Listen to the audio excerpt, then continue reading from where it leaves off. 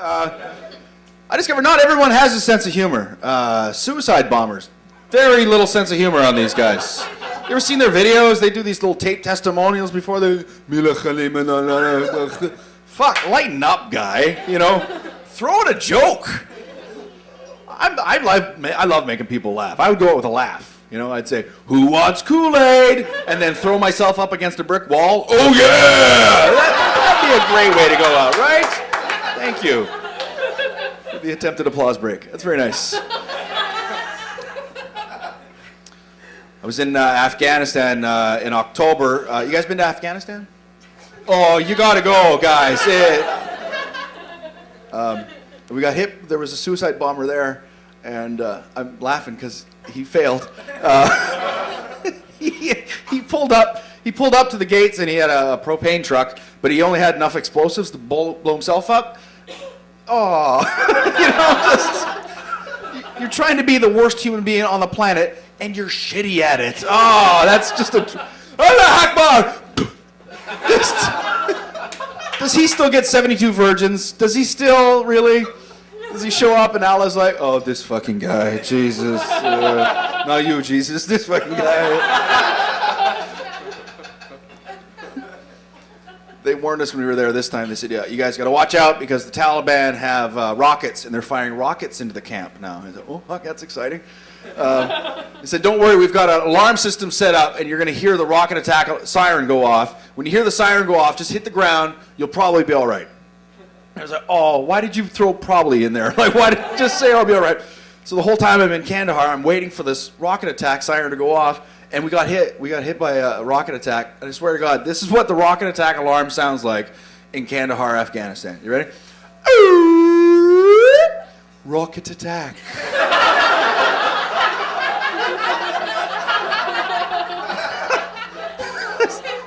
With a British woman's voice, rocket attack. Oh, hello. Yeah, very well. Oh. So my reaction to hearing the rocket attack siren was like, why would they choose a British woman to do? Oh, I should lie on the ground. I'm sorry.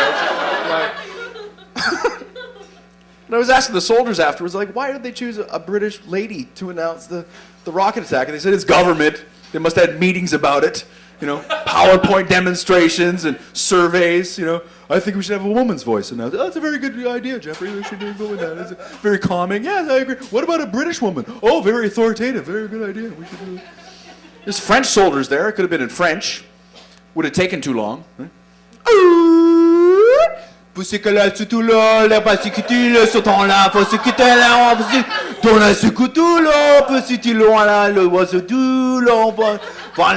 Pop darts. People just been like, fuck that guy. What is he talking about, man? German soldiers are there. Could have been in German. Would have scared the hell out of everybody, right? Halt! Schnell! Schnell! Lusch aus am Ground! Lusch aus am Ground! Du hast nicht! Du hast mich gefragt! Du hast mich gefragt! Du hast mich gefragt, den du Mist sagst! Will du bist der Wolle scheinen? Wollen Atel Wallen Tage? Oh, nein! That would be if Rammstein announced the rocket attack. Good. Not everyone gets a Rammstein reference, and I appreciate that you did. You guys are right into your German techno metal from the early 90s. That's good. That's very good. I told the soldiers there should have been a Canadian announcing the rocket attack, right? Canadians, we're respected worldwide. When a Canadian says something, people listen, right? Canadian announcing the rocket attack. Sorry, guys, there's a rocket coming in and you're supposed to lie on the ground, okay? Is that, you guys sleeping? You gotta lie on the ground, guys. There's a rocket. Oh, don't fuck around, okay? I'm serious. There's a fucking rocket. Okay, it's not time to be a bunch of fucking goofs. So lie on the ground, guys. Fucking, oh, I'm sorry. It's too late. Fucking sorry.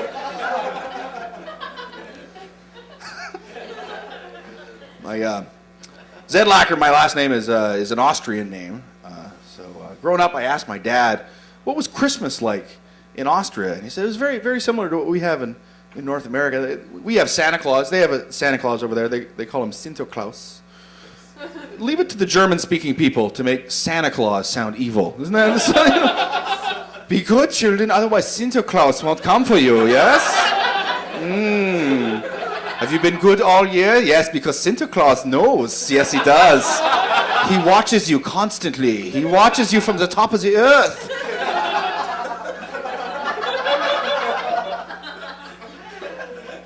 So over there they have Santa Claus, right? And he rewards the good boys and girls with presents and candies.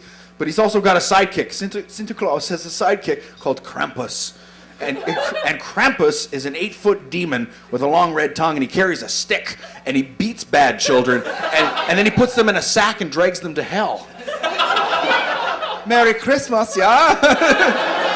Have you been good this year? Yes. If you've been good, Santa Claus will come and bring you an orange. If not, Krampus will beat you and take you to hell. So I asked my dad, what was Christmas Eve like in your house? Horrifying. It was the most horrifying experience. All of his brothers and sisters hiding in one corner of the bedroom, terrified, while my grandfather walked around the house with big, heavy work boots going, "There's a bad children, Krampus is here!" At what point does folklore become child abuse? There's a fine gray area. That's why I can't wait to have kids. I want to bring that tradition to North America.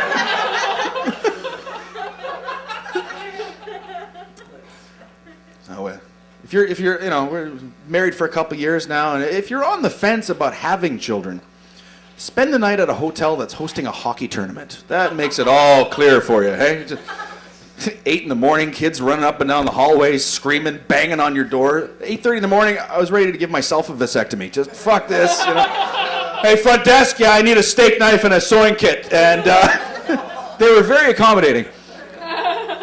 But if we are going to have kids, we have them soon, because my wife is, we have a dog, but she dresses the dog up.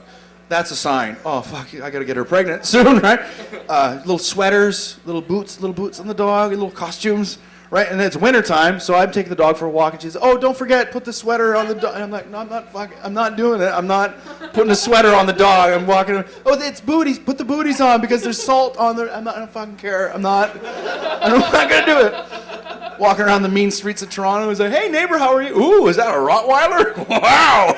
Well, this guy, he's a sailor. Come on."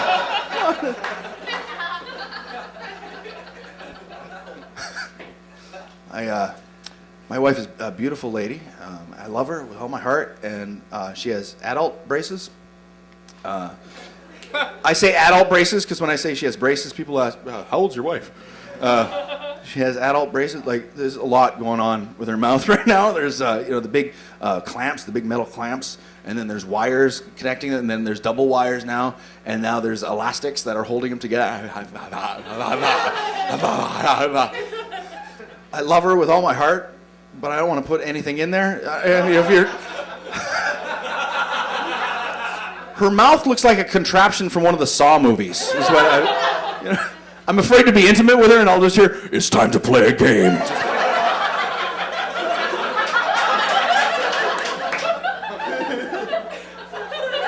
"Hello, Pete.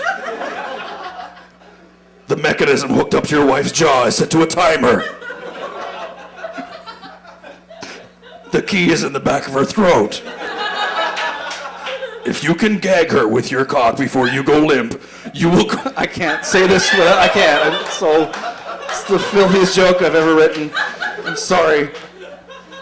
I love you, my wife. I would never try to gag you with my dick. Jesus, I said that live onto the internet. Are we allowed to say that on the internet anymore?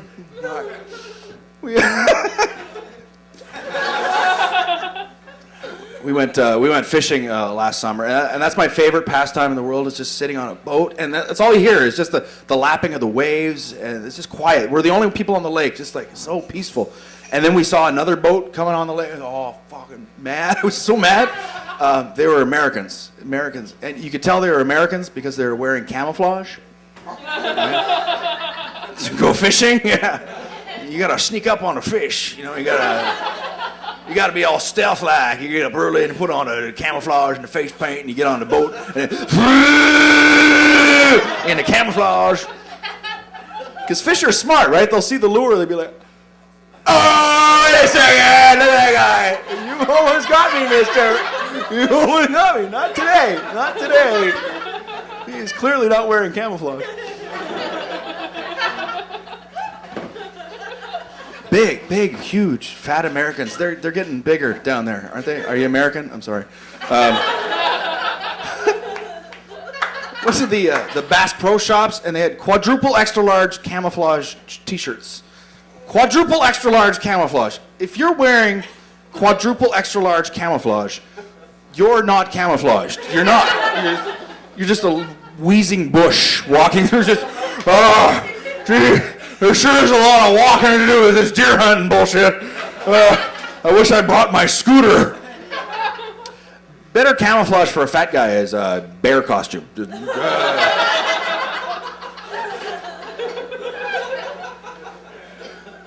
So I was up north and I got to help my father-in-law build a deck, which doesn't sound cool, but I never get to use big tools. You know, we live in Toronto. When do you get to use like a sledgehammer and like power drills and a power saw? We got a backhoe and we're digging holes and pouring concrete. Manly stuff, right? And it's summertime, so I'm sweating, and I look over, my wife's checking me out. Like, she's giving me the sexy eyes, like, yeah.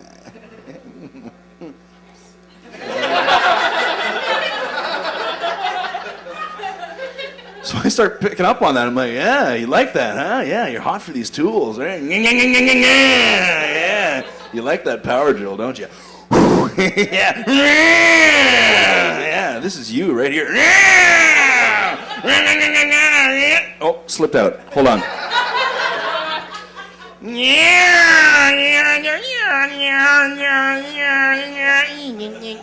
It ran out of juice. Hold on. Just give me. I got to put a new cartridge in there. And then, oh, dry wood. Hold on.